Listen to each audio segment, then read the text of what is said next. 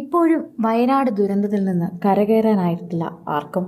ആരൊക്കെ ഇപ്പോഴും ജീവനോടെയുണ്ട്, ആരൊക്കെ ഇപ്പോഴും മറ്റുള്ളവരെ തേടി നടക്കുന്നുണ്ട്, ആരുടെയൊക്കെ കുടുംബം ഇല്ലാതായി പോയി എന്നൊക്കെയുള്ള ഓരോ ദിവസത്തെ വാർത്തകളും എല്ലാവരും ശ്രദ്ധിക്കുന്നുണ്ട്. അമ്മ മാത്രം ബാക്കിയായി, മറ്റാരുമില്ലാതെ ഗുരുതരമായി പരിക്കേറ്റ് ചികിത്സയിലിരുന്ന 9 വയസ്സുകാരൻ ഇതാ ഒരു മാസത്തിനു ശേഷം ആശുപത്രി വിട്ടിരിക്കുകയാണ്.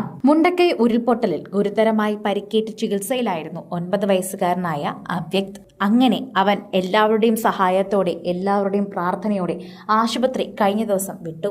അമ്മ ഒഴികെ കുടുംബത്തിലെ എല്ലാവരെയും നഷ്ടപ്പെട്ട അവ്യക്ത് ഒരു മാസത്തിനു ശേഷമാണ് ഒറ്റമുറി വാടക വീട്ടിലേക്ക് മടങ്ങുന്നത്.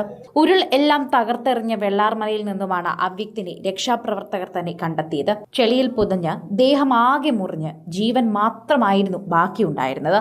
കോഴിക്കോട് മെഡിക്കൽ കോളേജിൽ എത്തിക്കുമ്പോഴും പ്രതീക്ഷകൾ കുറവായിരുന്നു. അതീവ ഗുരുതരാവസ്ഥയിൽ നിന്നാണ് ഒരു മാസത്തിനപ്പുറം ചിരിച്ചുകൊണ്ടുള്ള മടക്കം.